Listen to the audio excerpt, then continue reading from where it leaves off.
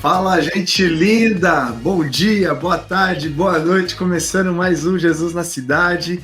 E eu tô animado, espero que você também esteja, espero que você esteja gostando desse conteúdo.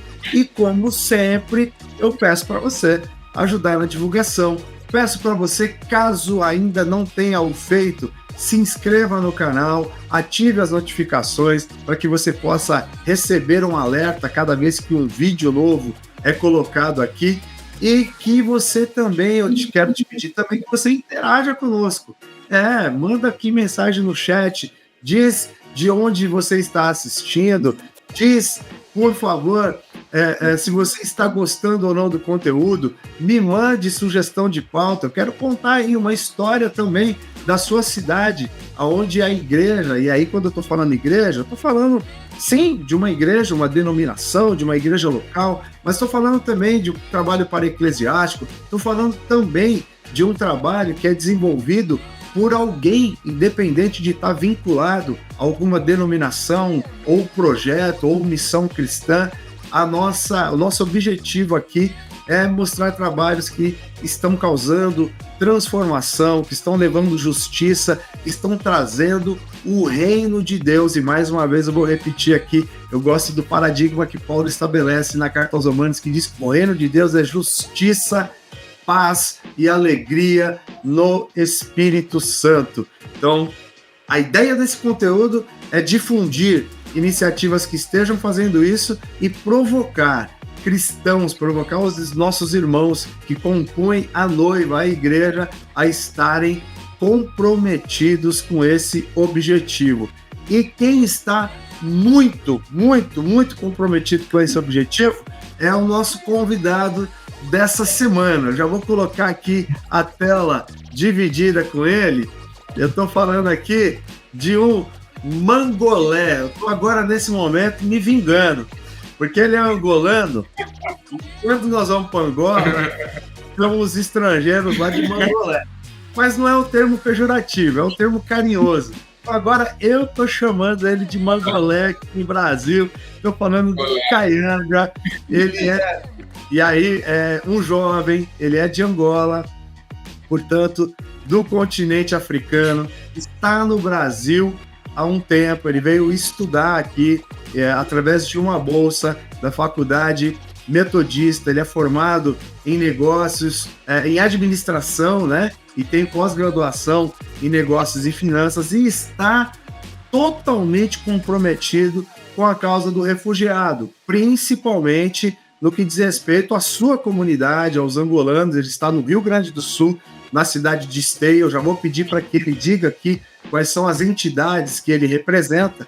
E eu tive o privilégio de participar com o Caianga do 8º Fórum Refugiados, que aconteceu aqui na cidade de São Paulo. Foi na minha igreja, na IA Church. Eu já aproveito a oportunidade para mais uma vez agradecer a minha liderança, na pessoa do pastor Lamartine Pozella, Lilian Pozella, que são os nossos líderes, mas quero agradecer também a Érica e ao Ramon, pastores que estão ali no cotidiano, carregando o piano, fazendo a gestão, fazendo com que os ministérios funcionem, e que nos deu a autorização para a realização do fórum na igreja. Obrigado, meus líderes, e o Caianga vai contar aqui se eles foram bem recebidos ou não. Caianga, seja bem-vindo aqui ao Jesus na Cidade. Eu peço que você diga o que eu não disse a seu respeito. Fale, por exemplo, o nome das entidades, e a gente vai seguir nesse papo, mas dê uma primeira saudação aos irmãos e irmãs que estão nos acompanhando aqui. Saudações a todos e a todas que estão, presentes, nos acompanhando aqui nesse momento tão especial. Quero aproveitar para agradecer, pelo convite de poder fazer parte, de poder compartilhar um pouco da minha história. Louvado seja Deus por isso.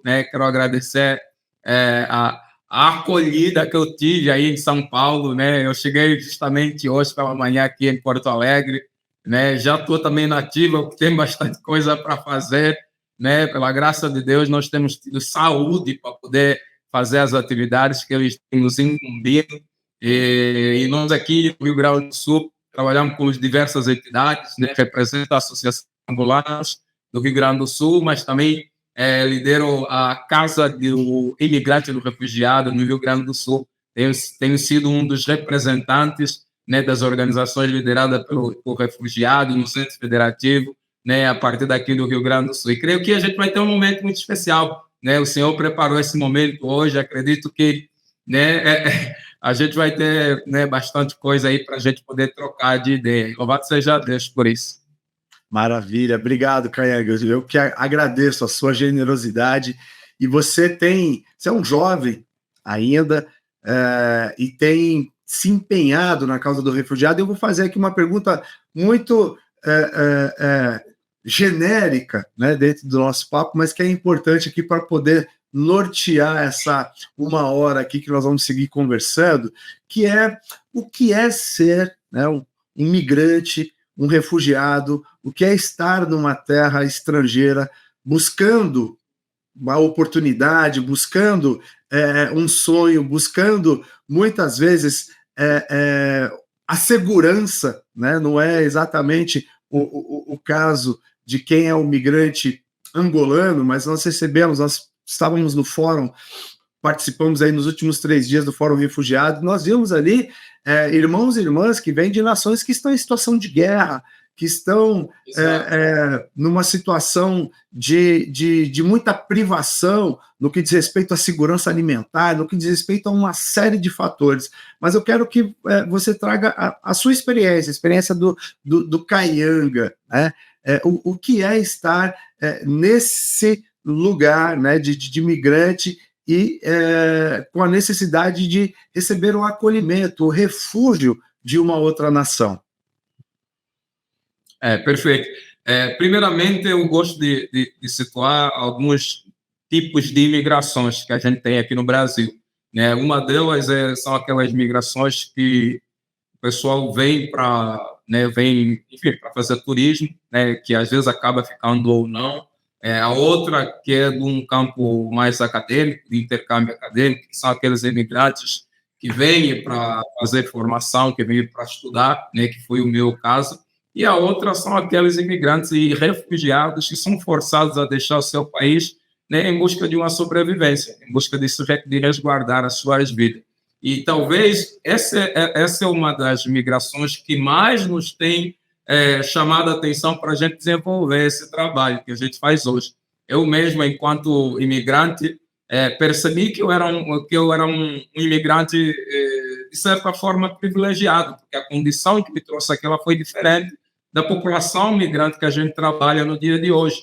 E eu tive noção disso durante a pandemia, né? Durante a pandemia, quando eu comecei a conhecer a realidade profunda de diversos imigrantes haitianos e venezuelanos que estavam em situações desumanas, né? Recém tinham chegado aqui no território brasileiro, chegaram para cá e deu o knockdown, tudo fechou, não tinham documentos, não tinham trabalho, não tinha como trabalhar, e a gente se deparou com uma realidade, eu lembro como se fosse hoje, de uma imagem que me tocou muito. A gente tinha conseguido reunir alguns alimentos, em torno de 10, 15 cestas básicas, e levamos para um grupo de imigrantes haitianos, né, que a gente tinha anotado os nomes, só que não chegava para todo mundo, e aí começaram a aparecer imigrantes haitianos de tudo quanto é canto. A gente levou 15 ou 20 cestas básicas e apareceram quase uns 100, 150, né? Meu Deus. E uma das haitianas, ela não falava. A única coisa que ela fez foi o gesto. Ela fez o gesto assim na barriga, dizendo que estava aí. Aquela imagem nos tocou profundamente. Muito, muito, muito triste, muito tocado. E aí eu me senti muito privilegiado, porque a condição que me trouxe aqui era uma outra, né? Quando eu vim para cá, eu vim com uma bolsa da igreja metodista, né? Eu tive onde ficar, eu tive, né, moradia, tive alimentação. Então, aí eu comecei a repensar, né, as formas de como eu poderia ajudar, né, a comunidade imigrante. Então, respondendo a sua pergunta, dentro desse panorama, desse contexto, aí vem o conceito de que é ser realmente imigrante. Ser um imigrante, especificamente no Brasil, porque eu não trago a realidade de outros países, mas assim, no Brasil, ser imigrante é você acreditar que precisa encontrar esperança, por mais caótica que seja a situação, né? Por mais caótica que seja a situação. Milhares de vezes a gente passa por situações de xenofobia, né? A gente passa por situações de preconceito, a gente passa por situações de racismo.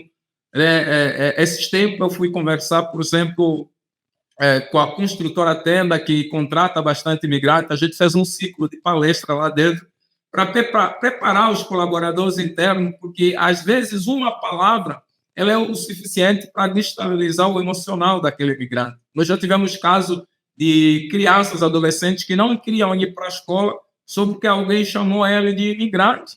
Um aluno, um colega chamou ele de imigrante e a criança não quis mais entrar naquela escola. Então, até isso a gente precisa preparar. Então, a gente pegando todas essas realidades, a gente consegue entender o que é ser imigrante, o que é ser refugiado aqui no Brasil. E o Brasil, por si só, pastor, o Brasil, por si só, por mais que tenha a lei, né, da migração, a lei 16445, se eu não tiver erro, me corrija, desculpe a enumeração, de 2014, né, ela ainda é muito recente e, mesmo sendo recente, ainda demanda um certo tempo para a gente encontrar a praticidade e a aplicabilidade dessa lei. A gente está trazendo essa temática hoje em pauta, mas ela é muito recente e ainda exige muito dos setores, tanto do poder público, da iniciativa privada e, acima de tudo, da sociedade, porque essa sociedade também ela precisa estar preparada. Então, respondendo à pergunta, eu acho que esse conjunto de realidades compõe o que é ser imigrante aqui no Brasil. E eu queria emendar aqui, você falou com muita propriedade, já trouxe aqui algumas dificuldades que você enfrentou, com xenofobia, com racismo. Eu também sou negro, apesar de ser brasileiro, e sei do que você está falando, mas eu queria que você contasse aqui alguma história que ilustrasse essas dificuldades que você enfrentou aqui, enfrenta até hoje, e o migrante ou o refugiado enfrenta ao tentar se estabelecer aqui no Brasil. Eu tenho diversas, tem várias histórias, né, com relação a questões migratórias. A gente recentemente gravou um documentário que se chama Falas Migracionais, está disponível no meu Instagram, e a gente pega relato de 6 mulheres migrantes, né, 6 mulheres migrantes da Venezuela, do Haiti, de Guiné-Bissau, e elas trouxeram os relatos daquilo que é a vida delas para chegar até aqui no Brasil, aquilo que elas passaram, tanto de obstáculos, bloqueios, dificuldade, para poder encontrar esse refúgio aqui no Brasil. E eu lembro que, numa das situações, a gente foi com um grupo de estudantes da PUC, aqui do RS, para fazer um trabalho do curso de jornalismo, que era um documentário que a gente estava fazendo entrevista. E aí eu levei uma dessas alunas dentro do território da comunidade venezuelana, no Sarandi de Porto Alegre, né? E eu lembro que eu até comentei com ela, eu disse, olha, se você se sentir um pouco desconfortável com relação à realidade, não tem problema, tá? A gente pode repensar, enfim, pode ser online. E ela quis ter esse contato presencialmente.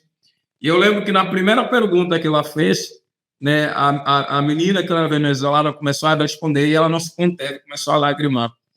Né? E a história daquela menina era de uma pessoa, né, que viu gente sendo abandonada na travessia, viu gente ficando para trás, encontrou vestígios de corpo humano, né, bebês, crianças, e caso muito forte também de ver pessoas sendo violadas, né, estupradas. E isso ela estava contando na primeira pergunta. E essa menina, que era aluna da PUC, que estava fazendo a entrevista, ela não se conteve de tão forte que ela recebeu a história. E aquilo também me marcou muito, assim, porque eu a gente não tinha todo esse conhecimento que a gente tem hoje na época, né? Então a gente não tinha essa lucidez, não sabia o que é que realmente acontecia de fato, né? A gente tinha mais ou menos noção. E aí, a partir daquilo, eu também procurei aprofundar um pouco, né? Então, procurei estudar um pouco mais das migrações a nível da América Latina, né? E aí, dentro dessas migrações, conheci, né, principalmente a travessia do Delavier, né, que é aquela a travessia do Panamá, e as histórias que acontecem aí nesse território. E aí comecei a sentir muito impactado. Eu só tinha, na verdade, conhecimento do relato das migrações africanas para a Europa, que a gente vê que são migrações consequentes também, né, que impactam, que são pessoas que tentam invadir o território europeu com barcos superlotação, e normalmente essa desembarcação sempre acaba em naufrágio, né? Com diversas mortes. Com diversas mortes, né?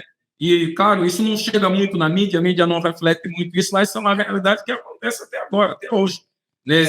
Então, isso são histórias muito impactantes, muito, muito fortes. Assim, e no meu caso especificamente, eu tive uma experiência da parte de Deus assim com esse trabalho. Eu diversas vezes eu quis largar porque eu não aguentava mais assim a pressão emocional que estava certa. Eu dizia que eu não queria mais fazer isso. Eu falei, Senhor, eu não quero mais fazer isso, né? E toda vez que eu me afastasse e dizia isso para mim mesmo, via alguém, né, com uma doação para a população. Ô, Caianga, eu tenho isso para doar, né, para os imigrantes. Caianga, tem uma vaga de emprego para imigrantes. Toda vez que eu me colocava assim com essa indignação de não querer mais fazer, né, me aparecia pessoas doando, né? E eu tinha que direcionar porque não tinha como ficar comigo. E aí, uma vez eu falei, tá bom, senhor, então eu tô cansado de ficar dando 5, 10 cestas básicas para as pessoas, sendo que tem milhares de pessoas precisando. Então, que o senhor me consiga 200 cestas básicas, né? 200 eu consigo ajudar bastante gente, né? E aí, cara, passou uma semana, me ligou o pessoal da CUFA, que fazia tempo que a gente não conversava, e disseram para mim, pô, cara, a gente recebeu umas doações, temos cestas básicas para direcionar para vocês precisam? Eu falei, sim. Foi a primeira vez que a gente recebeu essa quantidade. Passou em 2 dias, me ligou o pessoal do Banco de Alimentos de Porto Alegre, né? Recebemos o vosso e-mail, só agora é que a gente viu. Nós temos 50 cestas básicas para ajudar. E aí totalizou as 50 cestas básicas. Aquilo para mim foi muito forte, né, espiritualmente. Foi muito, muito forte. Exatamente a resposta da oração na quantidade exata. Da oração. E desde aquele dia eu disse, aí eu entendi que o Senhor tinha me chamado para essa obra. Né? E aí eu me coloquei à disposição. Falei, Senhor, estou disponível para fazer. Então, toda dificuldade, todo bloqueio que eu encontro, eu entrego na mão do Senhor. E Ele faz, e Ele resolve. Amém. Eu queria ainda explorar um pouquinho mais da sua história e te fazer a pergunta da seguinte forma. O Caianga sai de Angola, por óbvio, sempre que a gente entra numa empreitada, você está fazendo um planejamento, você imagina como é que vai ser a sua trajetória, e aí nós estamos falando, né, de alguém que está saindo de um país para ir para outro para poder buscar uma formação acadêmica. Entre aquilo que você projetou, imaginou e planejou e o que foi a realidade, o que mais teve distância, né, do que o Caianga imaginou para o que foi a realidade. Aí eu quero que você destrinche assim, questões de ordem prática, né? A documentação, por exemplo, foi fácil você conseguir, foi fácil você se adaptar, né, ao ambiente acadêmico, ali sendo estrangeiro. Queria que você falasse um pouquinho de como foi o início da sua vivência e as questões também que dizem respeito às burocracias e regularizações e por aí vai. Perfeito. Assim, na verdade, eu passei por uma experiência que me tocou muito profundamente e foi a que mais me impactou negativamente, que eu fiquei assustado, com medo, que foi quando eu perdi o meu visto de estudante, e eu ainda estava estudando, e eu perdi o meu visto de estudante por uma informação errada, por uma falta de comunicação errada. Ele foi retirado de você ou chegou um momento que ele prescreveu e que precisava de fazer? Precisava renovar. Eu fui renovar. eu precisava renovar, tinha um tempo para renovação. E eu Ok. fui renovar, só que a menina que tinha me atendido, que acho que era uma estagiária, disse que estava tudo ok. E eu também não fui verificar na internet se estava tudo ok, se saiu no diário oficial da República, apenas peguei o meu protocolo e segui. Né? E aí passou quase um ano, quando eu fui renovar de novo, aí é que eles disseram, você está com o teu bicho vencido. Uau! E aí eu fiquei muito assustado, porque eu não sabia o que queria fazer. Eu não sabia o que queria fazer.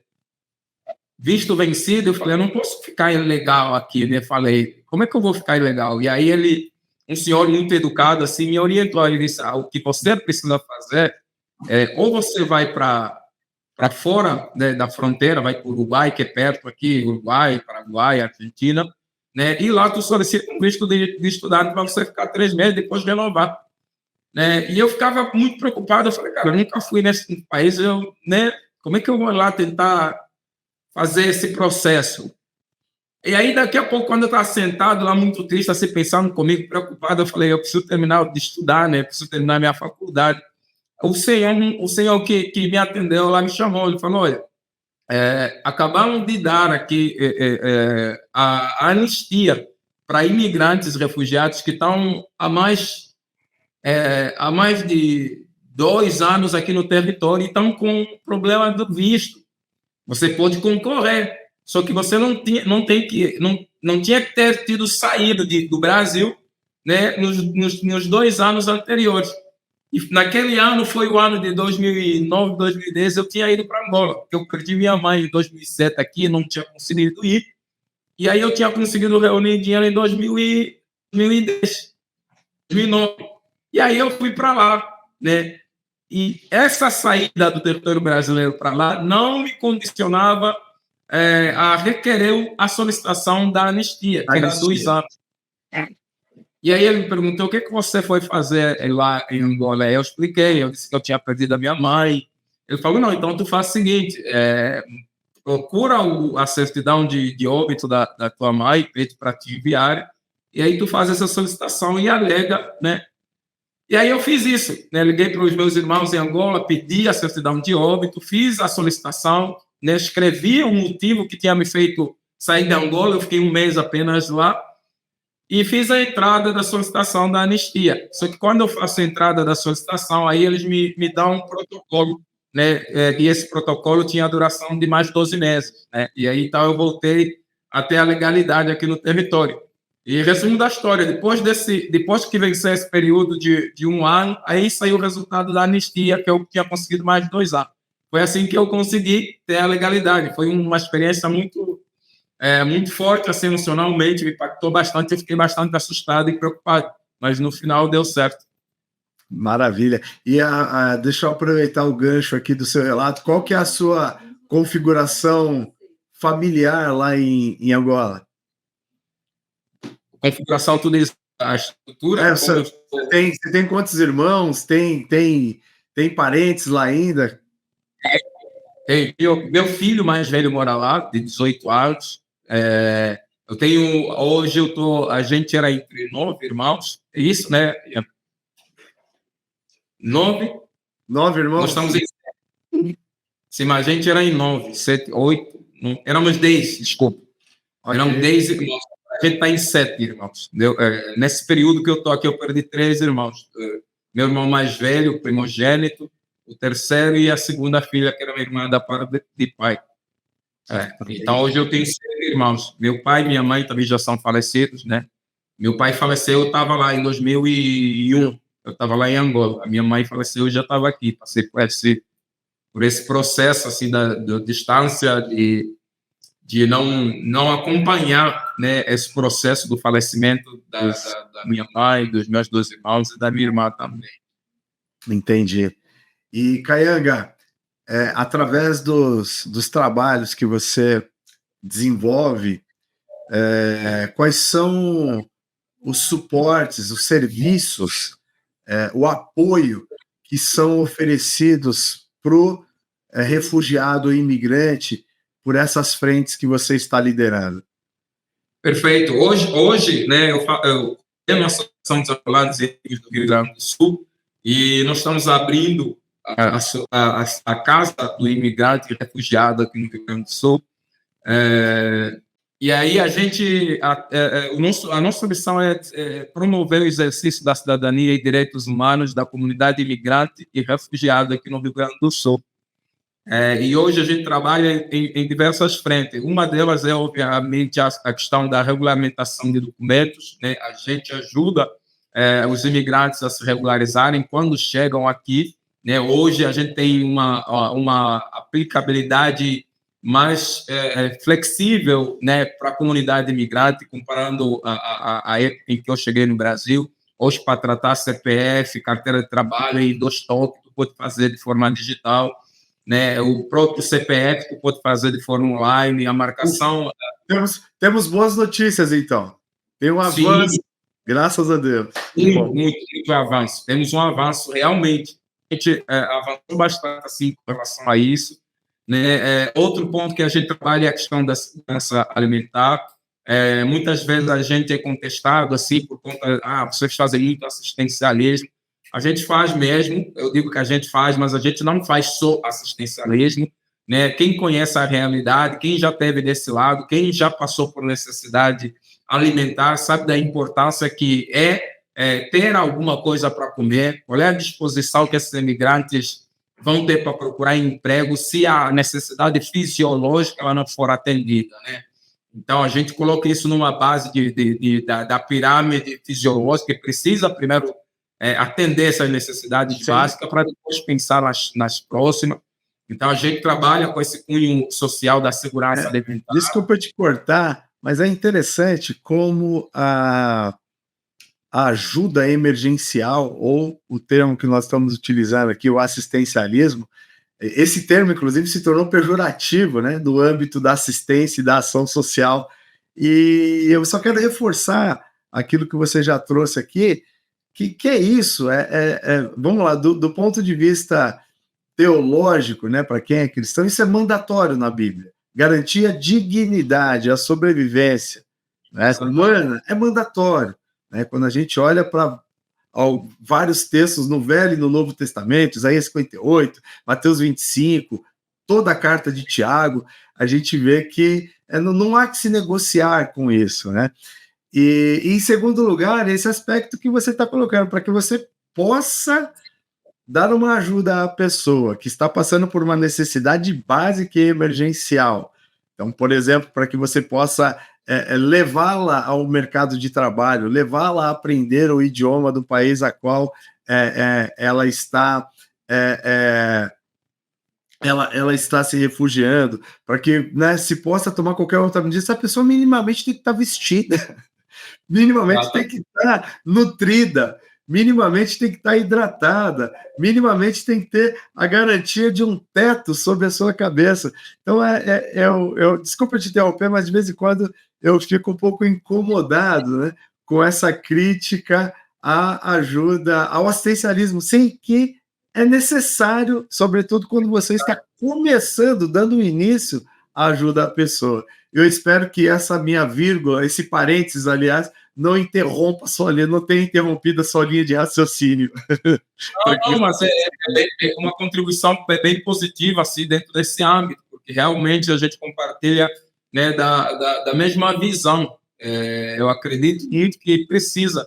Tanto é que a gente tem uma lógica assim, de que os 3 primeiros meses a gente precisa estar atendendo essa família que chega no Brasil com tudo que a gente tem de recursos, seja de roupa, alimentação, tudo, água, tudo, kit higiene, kit limpeza, a gente tem que abastecer. A partir dos 3 meses em diante, aí a gente já vê, né, quais são as possibilidades dessa família caminhar com as próprias pernas. E uma coisa que acho que eu faço bastante questionamento, e isso às vezes pergunto quando as pessoas questionam sobre se a gente faz ou não assistencialismo. Eu pergunto, você acha que esses imigrantes eles gostariam de ficar recebendo essas cestas básicas? Sim. Sabe?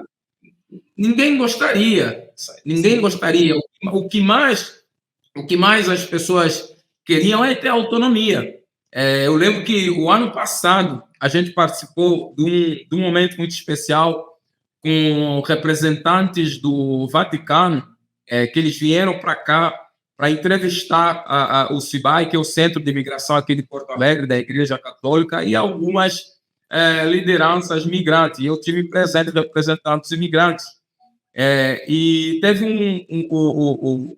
um dos professores que faz parte do Conselho de Psicólogo da Universidade Federal do Rio Grande do Sul, que eles fizeram uma pesquisa com diversos imigrantes aqui no estado, e que um dos indicativos que eles levantaram foi qual é o impacto mais forte que vocês tiveram nessa vinda para cá, né? Desde que vocês estavam na fronteira até chegar aqui. E a maior parte das pessoas responderam que era a falta de emprego. A falta de emprego é o que deixava eles completamente desestabilizados. Agora, imagine, para uma realidade que é da travessia, da fronteira, que às vezes fica 3, 4, 5, 6 meses, né, vivendo, dormindo em papelões, comendo uma refeição por dia, não tomando banho direito, vendo coisas que não gostariam de ver. Então, eles não alegam esse como um impacto mais forte, mas sim não conseguir emprego. Isso toca eles emocionalmente. Então, para a gente ver qual é a gravidade que é uma família que não tem emprego, como rouba completamente a dignidade dessa família. Sim. Completamente.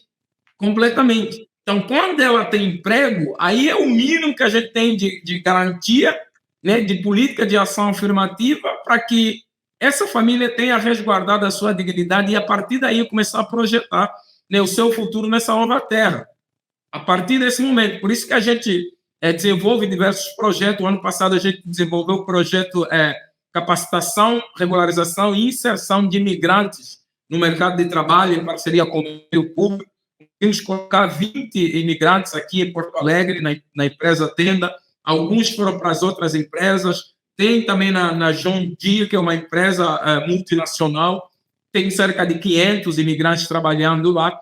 E nós também fizemos parte desse processo de empregabilidade. Então, esse tem sido o nosso principal desafio, para poder devolver a dignidade dessa população e, assim, eles começarem a sua nova vida nessa nova terra. Você tem algum indicador no que diz respeito à permanência e ao ganho, né, que as empresas têm ao acolher essa mão de obra? Você tem algum feedback dessas empresas ou não? Completamente. O mais interessante, pastor, é que nós fizemos um trabalho que é um trabalho muito, muito sólido e transversal. A gente antes apenas pegava a demanda que as empresas às vezes nos apresentavam de buscar uma mão de obra imigrante e a gente direcionava e ficava por isso mesmo.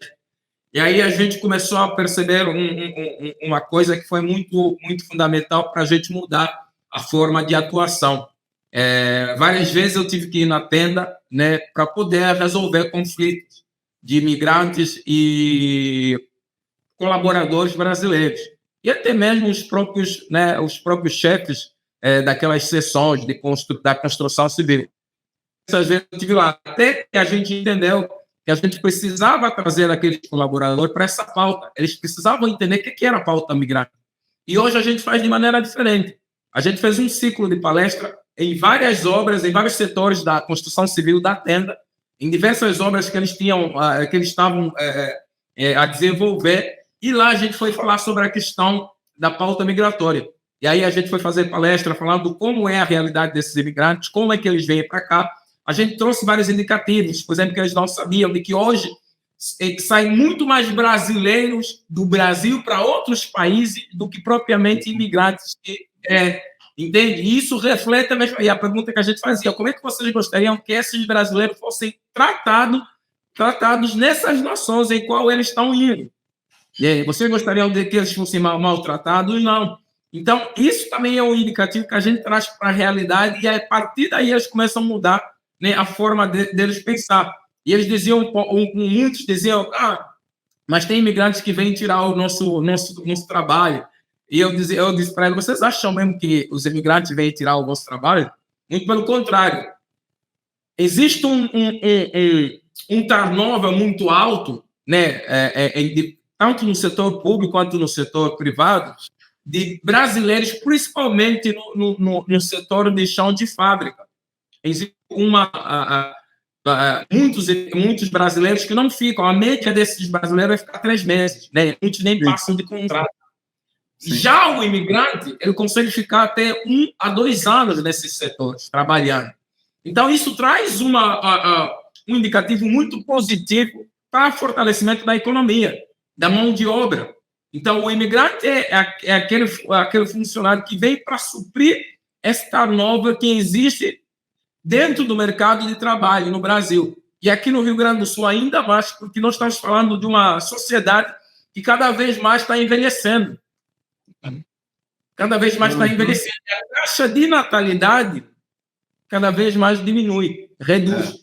Ou seja, pensando, projetar no futuro, qual será, né, a força de trabalho que essa sociedade terá.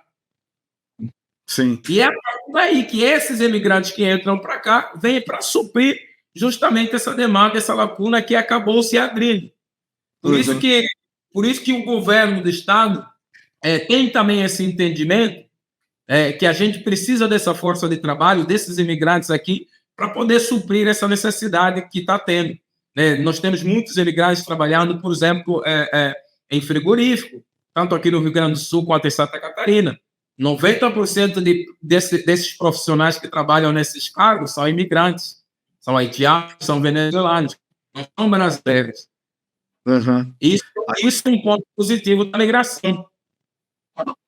Aqui em São Paulo a gente vê esse movimento, né? E aí, levando em consideração essas vagas que você mencionou muito bem, que tem um turnover muito, muito grande, e aí você fez menção ao chão de fábrica, e aqui em São Paulo, o chão de fábrica, levando para a área de serviços, que é o forte aqui, são essas vagas, por exemplo, de facilities, né? Que é limpeza, que é segurança, que é... E realmente há um diferencial. Eu não tenho esse dado estatístico, mas mesmo o migrante, né, aquele que vem de outros estados, né, acaba realmente tendo um tempo de permanência muito maior do que o paulistano, olhando para a cidade de São Paulo. E esse dado se reflete também ao imigrante. Você, ao relatar, ao descrever o trabalho que você realiza, disse que o objetivo de vocês é acolher e dar suporte a todo imigrante no estado do Rio Grande do Sul. Uau! É um desafio muito grande. Você tem o dado estatístico de qual é esse universo hoje e de qual é a rotatividade, né? Com quantas pessoas chegam nessa situação por mês, por semana ou por ano? Você tem esses números? A própria Secretaria de Cidadania e Direitos Humanos, ela fez um levantamento com relação a isso. Hoje, no Rio Grande do Sul, né, nós temos cerca de 140 a 150 mil imigrantes.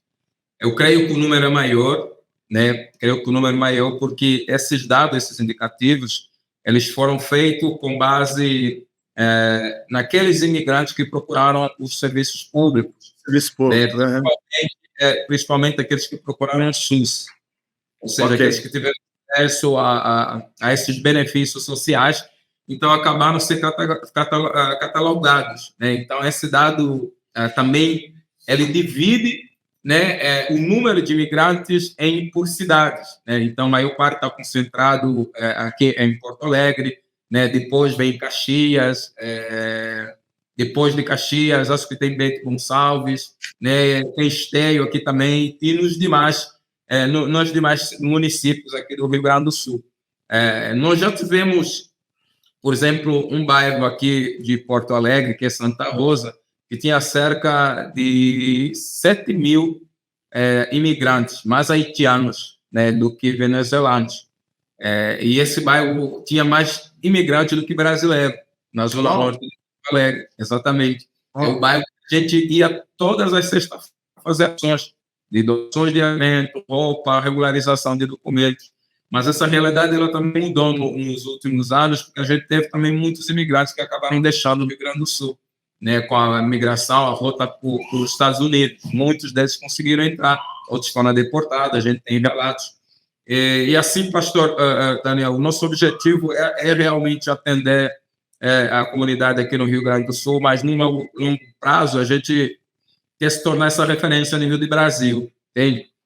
E essa referência a gente está começando com a construção da Casa do Imigrante e do Refugiado. A gente quer tornar isso um modelo, né, um modelo que possa ser estabelecido nos demais estados, nos demais territórios, que sejam casas de referência geridas, lideradas por imigrantes, refugiados, né, para poder trazer essa proximidade com essa população.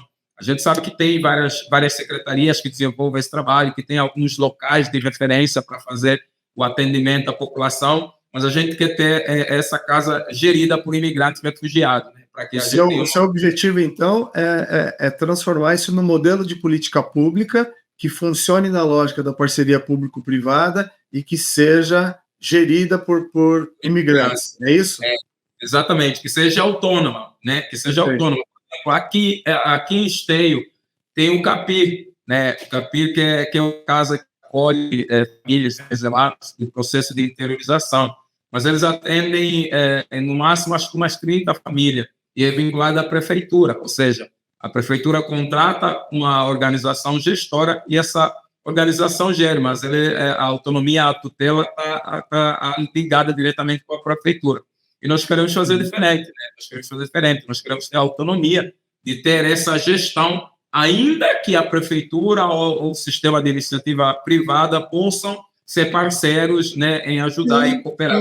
Você pode receber a subvenção pública, né? Claro que tem um regramento, é claro que tem uma série de questões que terá que ser debatidas para poder formar um modelo, mas é muito bacana, a gente não tinha conversado sobre isso, realmente a partir dessa prerrogativa de que a gestão é feita por aquele que já passou na pele, né, que está passando na pele aquilo que é o objetivo, que é o core do serviço, né?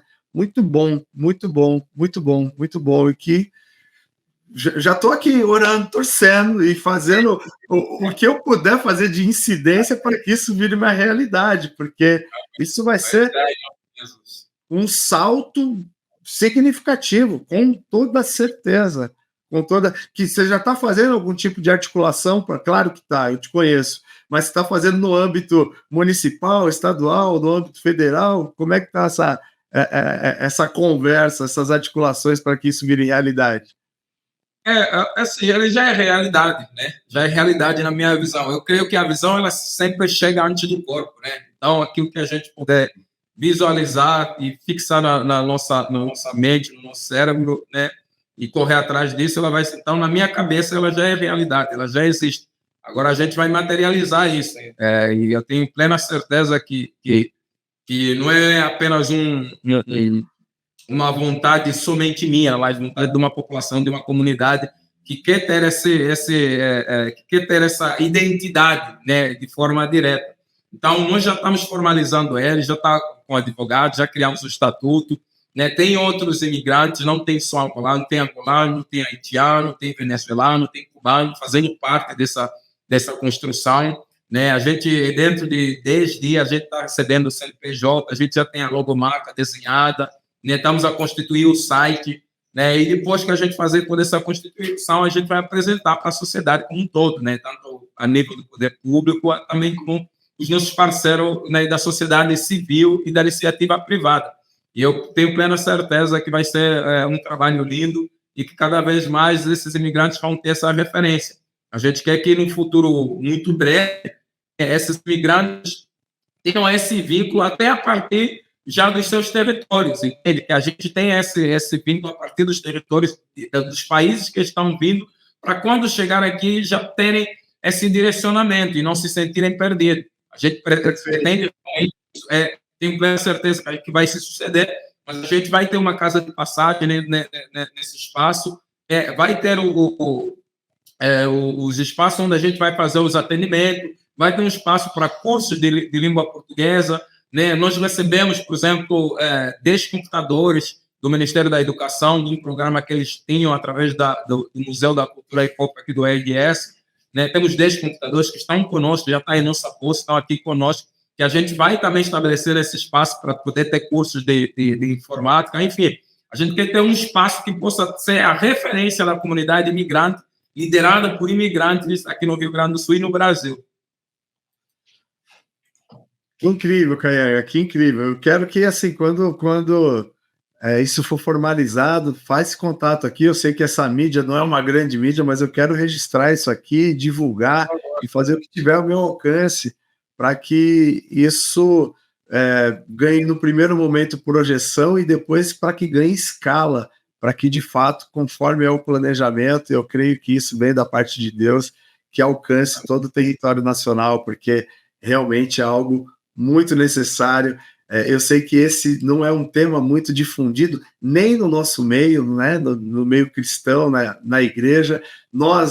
Você está imerso em todo o tempo nessa temática. Eu, nos últimos 3 dias, e portanto estou bastante impactado e refletindo sobre essa realidade, e o meu desejo é que, por exemplo, esse papo aqui possa despertar nas pessoas um olhar, uma reflexão sobre essa temática. O que eu puder fazer aqui, diante da minha possibilidade, a gente vai continuar tocando nessa pauta e trazendo luz sobre essa questão. Isso é realmente fundamental, isso é importante. Deixa eu te fazer uma outra pergunta aqui, que com certeza isso é um grande desafio. Vocês trabalham com pessoas de várias etnias. Como é que lidar com as diferenças culturais, que implica na língua, que implica em usos e costumes, que implica numa série de questões? Eu vou trazer aqui para poder ilustrar essa pergunta a minha experiência. Quando o Brasil expediu lá, no primeiro momento, 5.000 vistos humanitários para os afegãos, e aquilo foi um gesto muito bonito, mas foi um absurdo o próximo passo, porque simplesmente foi dado o visto e não se criou nenhuma condição para o acolhimento. E as pessoas começaram a ficar no aeroporto de Guarulhos, aqui em São Paulo, ou até em outros aeroportos, mas principalmente aqui. Eu dou graças a Deus e me sinto, e isso é um dado positivo, o fato da igreja ter se mobilizado nas suas várias frentes e ter sido resposta para essa questão, e nós acabamos aqui lidando com essa realidade temática do nosso jeito, da forma como nós conseguimos fazer, e aqui eu quero fazer menção honrosa e justa aos pastores Lucas Wagner e Carol, que foram os pastores que capitanearam essa ação na igreja. Eu, de alguma forma, dei um suporte a eles, mas foram eles que encabeçaram isso. Então, foi feito o aluguel de um apartamento para um casal. Nós criamos uma escola de português na igreja que chegou a ter ali 15 afegãos estudando língua portuguesa. Criamos um expediente de tradução simultânea para aqueles que quiseram participar do culto. Hoje tem um rapaz que conseguiu trabalho no Hospital Albert Einstein aqui, também através dessas indicações e pontes. Ele é formado em medicina, mas com o tempo, e você sabe essa realidade, essa turma tinha uma agenda de ir para os Estados Unidos, principalmente. Então, foi se dissolvendo ali, essas pessoas com quem nós tínhamos esse vínculo, né? E ficou basicamente esse casal. Mas uma das coisas que nós nos deparamos no início do acolhimento, no alojamento que eles ficaram aqui na cidade de Mairiporã, foi, por exemplo, havia uma expectativa de que a manutenção do espaço fosse feita pelas famílias que estavam acolhidas ali. E, principalmente, os trabalhos considerados domésticos, os homens não faziam de jeito nenhum. Isso causava uma indignação no grupo de trabalho ali. E aí, a gente foi chegando ali, entendendo o contexto cultural. Para eles, é uma indignidade lavar uma louça, servir uma mesa, etc. e tal, só para ilustrar, né, essa questão da diferença cultural. Você tem alguma história nesse sentido? E pode falar um pouquinho de como fazer esse manejo, né, diante dessa diversidade? Sim. Olha, primeiramente que eu acompanhei assim, o caso dos afegãos aí no aeroporto. Inclusive, ontem, quando eu estava ali, eu passei no aeroporto de Guarulhos, passei lá no setor de imigração. Eu fui atendido pelo Raimundo e a gente ficou conversando assim, uns 20 minutos antes de eu embarcar. E a gente relembrou desse fator, ele trouxe muito... Eu conheci o Raimundo também. Conheceu? Conheci. Ele foi muito simpático comigo. Rapaz, guerreiro. Muito simpático comigo, assim, me atendeu super bem, a gente ficou conversando, me apresentei de trabalho, e ele foi trazendo luz, assim, dos ocorridos, né? Foi muito legal, assim, ele ter paciência de poder me escutar sem a gente marcar nada, assim, entendeu? Eu até não conversei mais porque estava já no meu horário de embarcar, senão eu teria ficado... Durante aquele período crítico ali, não tinha essa, eles ficavam num plantão permanente lá, né? Não tinha hora de atendimento, agenda. Exatamente, ele trouxe isso. Eu lembro que, na altura, quem era o secretário nacional era o Augusto Botelho, né? E a gente esteve junto no simpósio que teve na universidade, na PUC, aqui em Porto Alegre. A gente conversou e ele trouxe esse relato de como estava sendo desafiador, né? E aí uma das coisas que ele falou foi justamente essas palavras, assim, de que a política migratória, o Brasil tem que sair de procurar apagar incêndio no que diz respeito à política migratória e estabelecer um plano de ação, né, para existir realmente, de fato, essas políticas, porque não adianta abrir a fronteira e dizer para os imigrantes entrar sem ter as políticas que dialogam com essa população, né?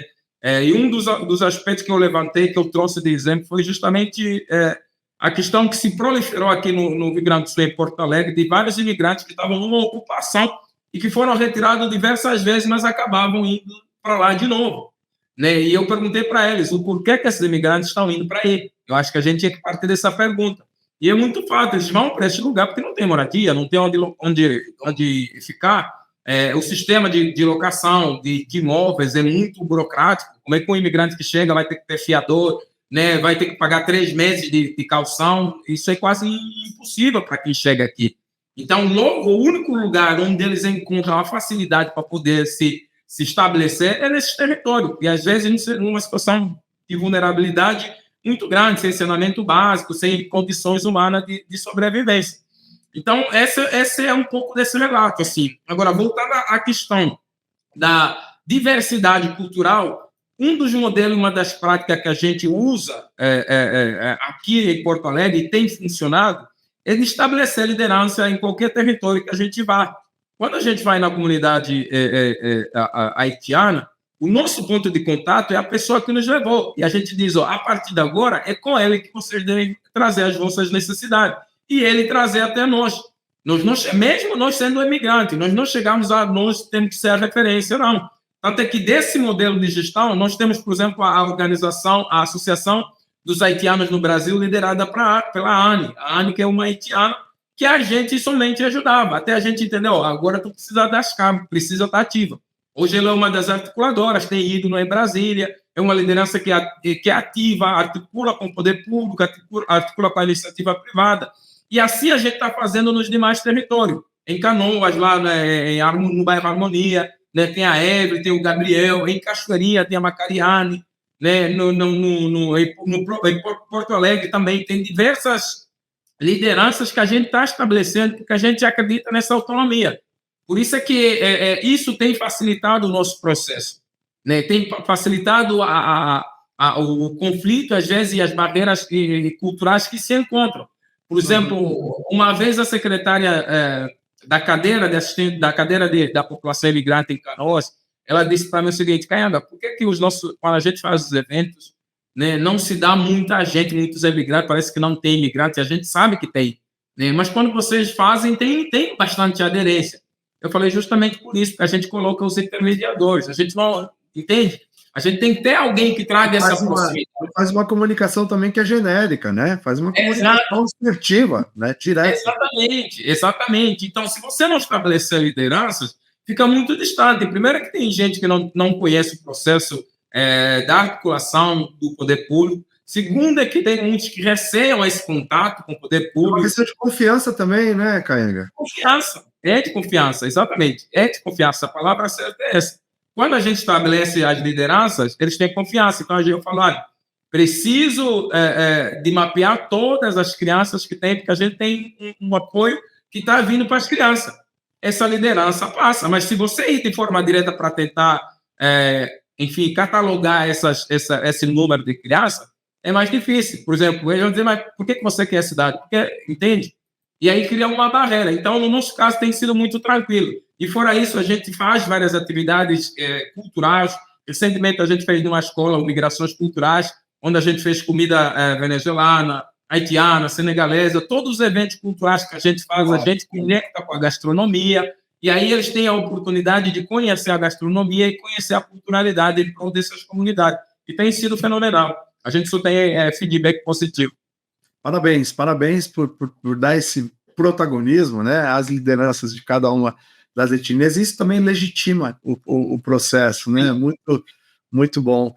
Caega, nosso tempo já está acabando, cara. Você está entendendo, né? Poderíamos ficar aqui mais 1 hora falando, mas você tem, e agora eu quero ir um pouquinho para o aspecto pessoal. Você tem uma trajetória na música, meu irmão. Como é que é isso?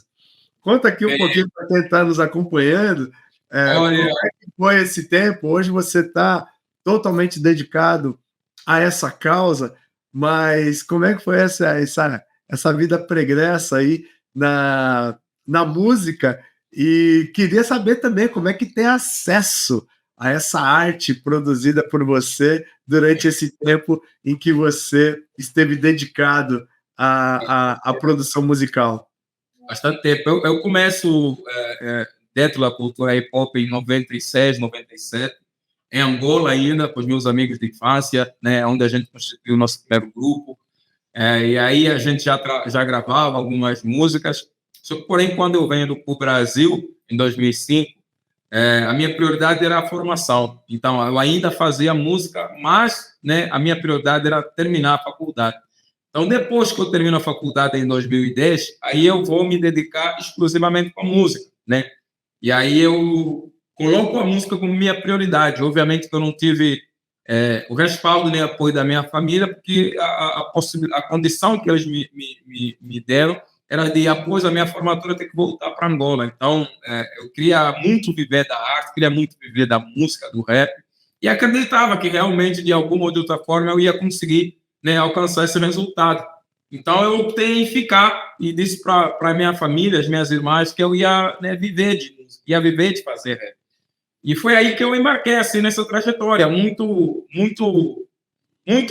mais de acreditar mesmo, né? Eu sempre tive muito ligado assim, à fé, mesmo estando longe, né? Nessa época de 2010, eu estava afastado da igreja, afastado de Deus.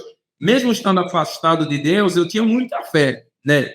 A minha fé era muito, muito grande, assim, de acreditar que eu poderia chegar nesse... Mas aí você está estabelecendo um paradoxo, pô. Você estava afastado de Deus e tinha fé? Que negócio é esse? É um paradoxo, exatamente.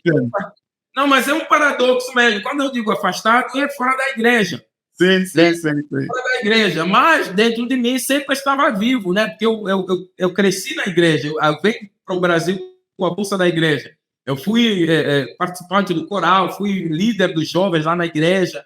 Então, até a minha conexão com a música, ela vem a partir da igreja.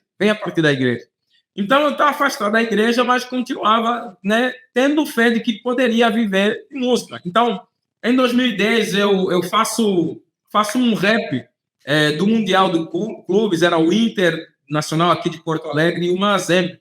E o Mazembe da África, do Congo Democrático, tinha ganhado do Internacional, né, por 2-0 no Mundial de Clubes. E aí eu faço o rap do Mazembe. Faço o rap contando a história desse jogo, porque na perspectiva daqui dos jogadores, do time, dos torcedores, o Inter ia ganhar de sei lá quantos.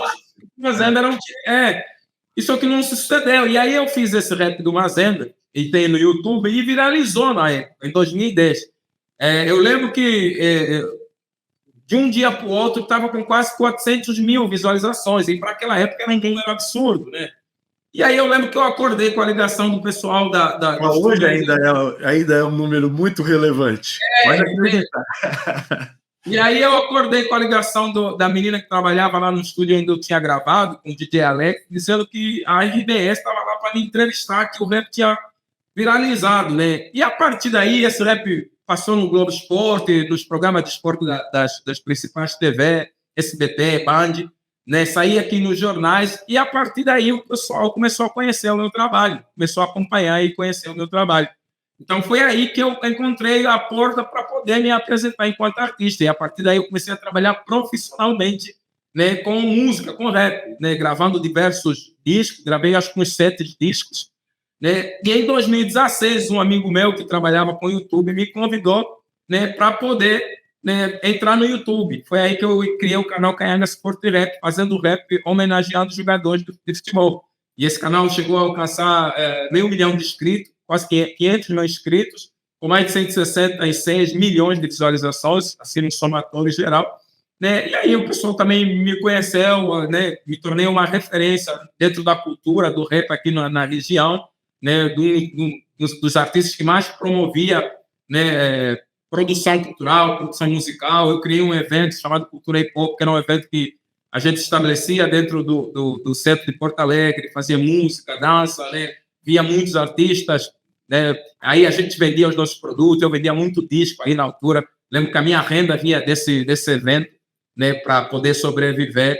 Enfim, a partir daí também se estabelece dentro desse universo, né? Então, muita gente me conhece a partir dessa experiência, né? Aí eu vivi praticamente imersivo na música profissionalmente, até chegar em 2020, na pandemia, que não tinha mais evento, né? Eu não estava fazendo mais evento, não tinha mais show. E aí eu passo por uma experiência espiritual, onde sinto o chamado realmente, de fato, de Deus para poder viver o que eu vivo hoje, né? E essa experiência espiritual me colocou nessa condição de entender que a música não era mais a prioridade, né? Eu ainda faço música, né? Tenho algumas músicas escrevendo que eu pretendo lançar, que vai se chamar Rap do Reino, né? Que aí as mensagens realmente vão ser dialogadas assim com as mensagens de Deus, né? E acredito que Deus também vai fazer bastante coisa através desse dom, desse talento que Ele me deu. Mas não vivo mais profissionalmente, né? Ah, mas eu quero ter contato com essas músicas. Tem. Você faz freestyle ou tem alguma algum verso dessas canções aí que você pode fazer aqui de improviso ou não? Claro. Tem uma que eu não sei. Eu só não vou fazer um beatbox para você aqui, porque vai dar um tempo de delay absurdo. Ah, mas tem. Começa assim, ó. Estava distante de Deus, à beira da morte, vivendo num mundo que não me fazia forte, minha fé tornou-se fraca, cedendo a tentações, me alimentava do pecado carnal. Pobre homem, mergulhado nas trevas desse refúgio mundano, a língua que mente se apodera do próprio engano perverso, cobiçava o que não tinha por capricho, tentava buscar de tudo menos o Espírito Santo. Vivia-se de orgulho e no fundo era só vaidade, me ter ouvido abundância, não tive cumplicidade. A comunhão com o mal, o caminho da perdição, até que o Espírito de Deus fez em mim revelação, dizendo: Deus tem um plano para a tua vida, só Ele pode libertar você e tua família, entrega-te corpo e alma, espírito e verdade, que a salvação vem de Deus, quero espalhar essa mensagem. Me libertou de mal, morrendo na cruz por mim, sua misericórdia é grande que jamais terá um fim, são tantas as provações, amei as atribulações, estou cansado e oprimido, disseste vindes a mim e eu vi. Ainda que eu andasse no vale da morte, não temerei mal algum. Libertou minha vida de todas as aflições, tu és meu rei, Senhor. Obrigado. Pai, eu estou diante de uma celebridade talentosa. Olha, que coisa. Quanta coisa que você é, Canhaga. Pô, que honra, cara, que honra. Muito obrigado por ter topado generosamente participar aqui do Jesus na Cidade. Que o Senhor continue abrindo portas, te dando sabedoria, criatividade, unção, para poder alcançar as pessoas e os lugares diante da missão que Ele confiou a você, que é dar suporte a quem está em situação de imigração e refúgio no Brasil. Que essas casas sejam uma realidade de forma a alcançar todo o país muito rapidamente, que se transforme de fato em política pública, em nome de Jesus, e conte com o que eu puder fazer para que isso se torne uma realidade.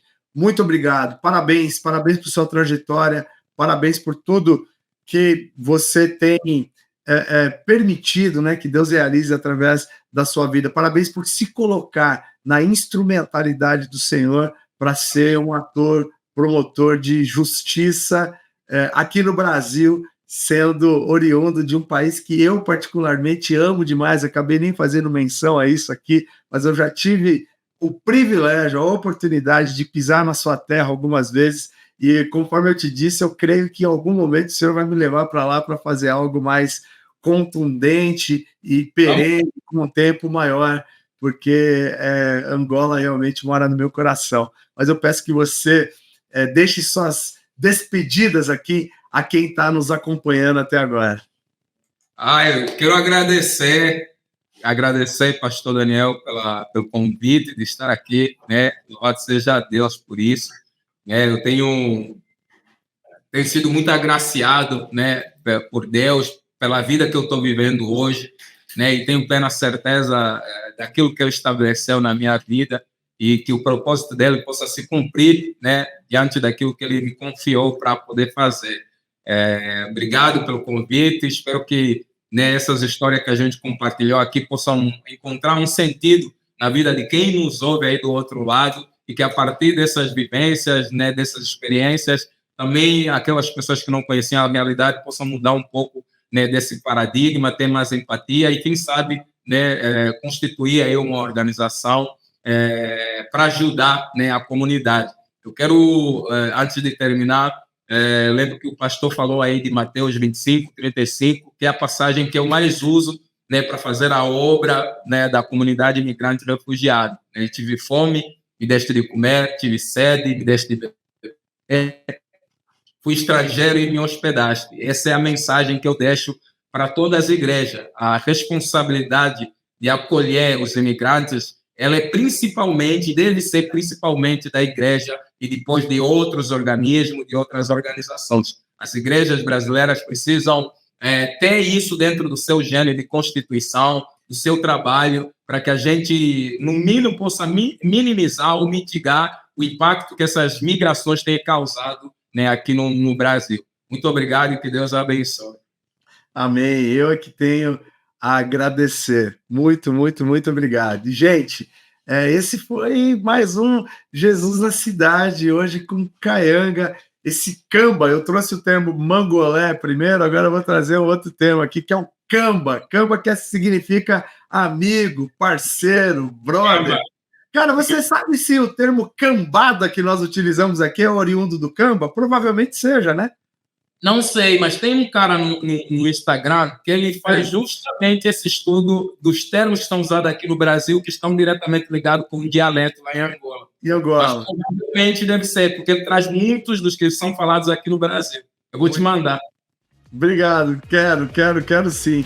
E esse foi um papo aqui com o meu Kamba querido, Kayanga, alguém que eu conheço desde o ano passado. Nós só tínhamos tido contato virtual e agora no fórum eu tive o privilégio de conhecê-lo de forma presencial. E eu espero que você tenha sido abençoado, edificado, motivado, animado com esse papo que nós tivemos aqui, e que você, a partir desse conteúdo, possa refletir e possa ter empatia, conforme o Kayanga bem colocou aqui, e incidência também sobre a causa do imigrante, do refugiado, do apátrida aqui no nosso país. Se você tem gostado aqui do nosso conteúdo, mais uma vez eu peço que você divulgue. Se você está nos acompanhando e não fez ainda, se inscreva aqui no canal para que cada vez mais pessoas sejam alcançadas, não para que eu me projete ou o canal, mas para que tenha um exército cada vez maior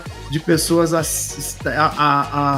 um compromisso de serem Jesus na cidade. Portanto, esse compromisso faz com que tenham pessoas que sejam a expressão do amor de Deus, que sejam sal, que sejam luz, que sejam respostas para as questões que se colocam no nosso tempo, trazendo justiça, paz e alegria no Espírito Santo. Beijo no coração e até semana que vem, no próximo episódio aqui do Jesus na Cidade. Tchau, tchau.